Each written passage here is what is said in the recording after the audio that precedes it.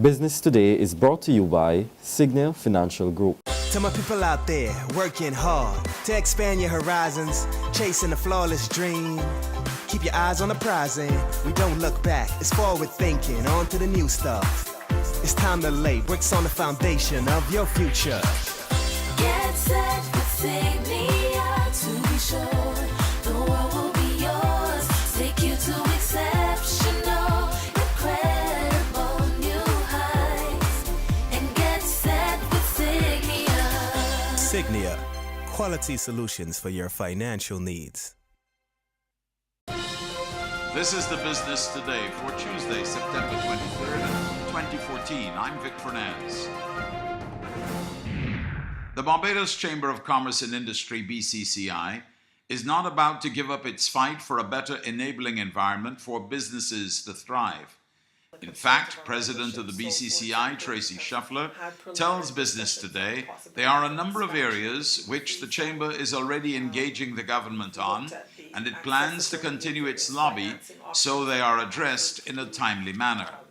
At the top of the agenda, says Shuffler, are high energy costs. She wants more action taken to drive down the cost of energy for businesses, since this remains a major challenge. She adds that the Chamber also wants the Spirits Act and the Shops Act to be reviewed because they are too restrictive to business. Shuffler says businesses need a more flexible environment in which to operate. We have called for clarification on duty regimes for the future, and this is something that a number of businesses would like clarification on, so that they can understand what the work and what their business environment is going to be into the future. And then, just the overall level of bureaucracy, we would like to see it reduced so that we can achieve a higher level of competitiveness, both regionally and internationally.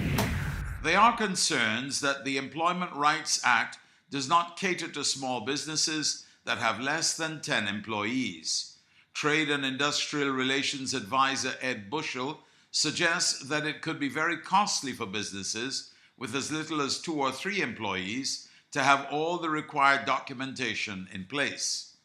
He also said it is unlikely that a micro business would give the required notice when it comes to termination of employment, regardless of the tenure of service of an employee. The concerns were raised during a Human Resource Management Association of Barbados breakfast discussion at the Savannah Hotel recently. Bushell suggests that special provisions be made in the Act for companies depending on their size of operation. One problem with this Act is that it does not take care of small business. Do you realize that your grandmother, who has a person coming looking for them, is an employer? Is it reasonable to expect your grandmother to have all of the documentation for that line has? From your sentence said that this should apply to companies employing 10 or more persons. There are renewed calls for the capacity limit on the Renewable Energy Rider program to be increased. The RER limit refers to the amount of energy from renewable sources that is allowed to be connected to the national grid. Businessman and electrical engineer Ralph Busy Williams says he believes the national grid could easily cope with a maximum of 30 megawatts, and he adds that by increasing the capacity, it could present tremendous opportunities for individuals and businesses.